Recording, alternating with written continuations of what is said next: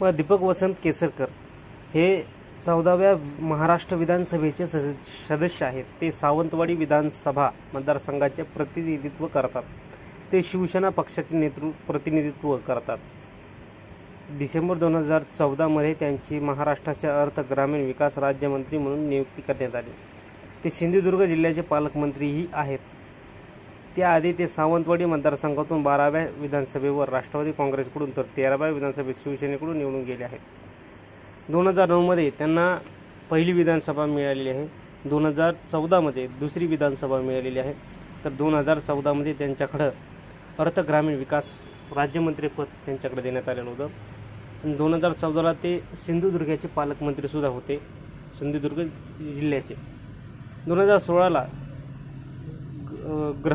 ग्रामीण वित्त नियोजन राज्यमंत्री ते राहिलेले आहेत। आता 2014ला महाराष्ट्र विधानसभेत निवडून आले। 2022 मुंबई शहर व कोल्हापूर पालकमंत्री ते सुद्धा आहेत। हेच शिंदे सेनेच्या विश्वास आणि माणसं दीपक केसरकर। आता याच दीपक केसरकरांवर एक आरोप लागलेला आहे। तो आरोप कंत्राटी भरतीचा आहे। तो आरोप कुठला आहे ते आपण पाहूया। शिक्षण विभागात नियम आणि कायदे डावलून 80 कोटीचं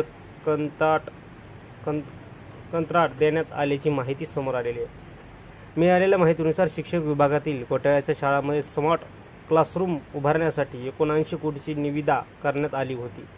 sanitary pad, welding machine, incinerator साहित्य पाठपुराव्यासाठी 29 कोटीची निविदा करण्यात आलेली आहे। सरकारनामा असताना कंत्राटीपासून 20 कोटीच्या साहित्याचा पुरवठा करण्यात आला। आवश्यक कागदपत्र पूर्तता नसल्याची तब्बल 80 कोटीचं कंत्राट देण्यात आलेलं आहे। दरम्यान या शिक्षकाच्या विभागातील घोटाळ्यावरून आता शिक्षण मंत्री दीपक केसरकर यांना अडचणीत वाढण्याची शक्यता